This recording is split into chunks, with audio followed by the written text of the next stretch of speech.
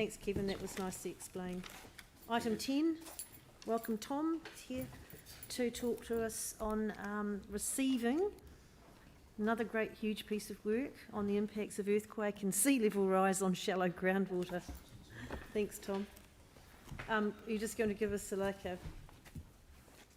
précis, perhaps? Or? Just very, very briefly, if you would. Yep. Welcome it.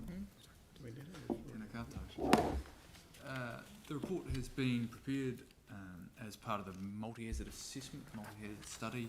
It's a gap-filling report within that wider study, helping us understand shallow groundwater as it is today, how the effects the earthquakes had on shallow groundwater and how shallow groundwater might change moving forward in time with sea level rise.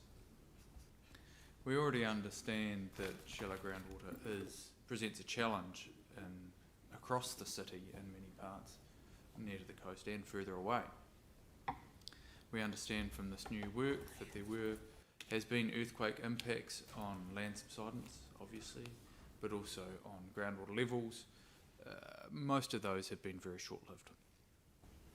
The report also clearly outlines that groundwater level will change with sea level rise, and that we can anticipate parts of the city having shallower groundwater levels or groundwater closer to the surface than we might expect or experience today. And the report also identifies that when groundwater gets near to the surface, it can have impacts on the community and also on utilities and asset provision. The report and investigation itself is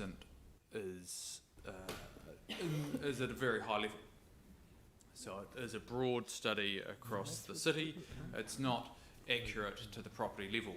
There are too many uncertainties with groundwater measurement, soil measurement and predictions to have a study at this level generate the information that might be required for property level assessment.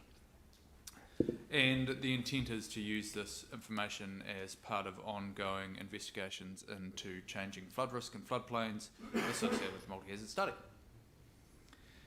The report itself is, we're planning on publishing on the website in the coming days.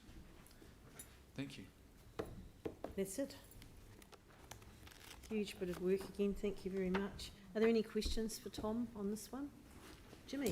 Only one question, because but regarding the citywide geographic area, in which area we are aware, this kind of the groundwater, shallow groundwater. Where is the information here? Well, groundwater, there are some hazard maps identified within the report that you might find about midway through. I can give you an exact page reference. Not yet.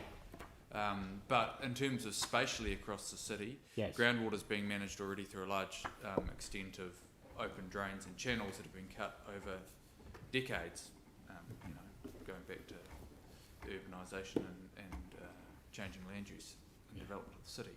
So groundwater levels are expected to be are very high in places like the Upper Styx River catchment, Lower Styx River catchment. There's areas in the Opawaho catchment where we observe very shallow groundwater, and also locations in more coastal suburbs. Yes. The study itself